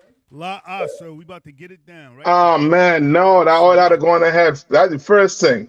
That had to go on that on sister head. Let's get it. Let's pour it. All right, that oil is very important. No, sis, once that oil touch your head, you can't turn from this. You understand? Most High Christ. All right. No, normally what's supposed to happen first was the oil supposed to go on the head, and then we say the prayers. All right, but no sweat. But that oil on your head now, sis. All right, congratulations.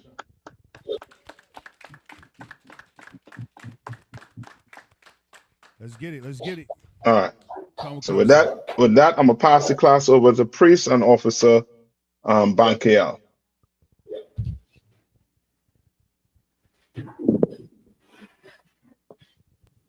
Check. Men of Israel, Majim, which means to stand. Sisters, Yashab, which means to be seated. Men of Israel, we're going to render one courteous salute to Captain of 13,000 NAYATHAQ BANYAMYAN.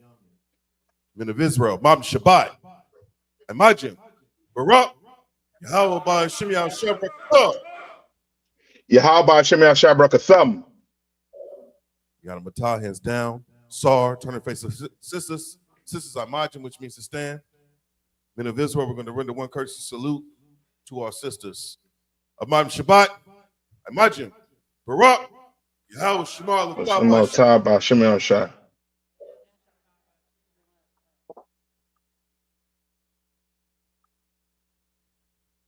Yadamata, Yashab means to be seated. I.S.U.P.K security announcements. We are the I.S.U.P.K, started out at 1 West 125th Street, Harlem, New York. Rule for new brother and sister. When a new brother or sister comes into the school, they are off limits for 6 months. They are to be saluted only. They are here to share themselves of the world. If they need transportation, the teacher will arrange it. After 6 months, if a brother or sister has an interest in a particular person, he or she must get permission from the head to speak to a brother or sister. There's another 6 months in which the brother and sister will court each other. After this 6-month period, the brother and sister will get permission from the head to marry. Tithes, which is a commandment. The book of Numbers, chapter 18, verse 21. The book of Malachi, chapter 3, verses 8 through 10. Means 10th in the Hebrew is pronounced ma'ashara. 10% of every penny of any increase the Lord gives you, give to Treasury Department or teacher. The priest funds, the free will offering for priests, not mandatory, whatsoever amount you would like. The upcoming Holy Convocation. We have the Feast of Dedication, or Hanukkah, the 25th day of the 9th month, by the space of 8 days, which will be Sunday, the 14th of December, according to this year, for 8 days. First Maccabees, chapter 4, verses 52 through 61. If anyone wants to be a trooper in the school, start wearing all black, boots, shirt, pants, headband, and scarf. And with that, class dismissed.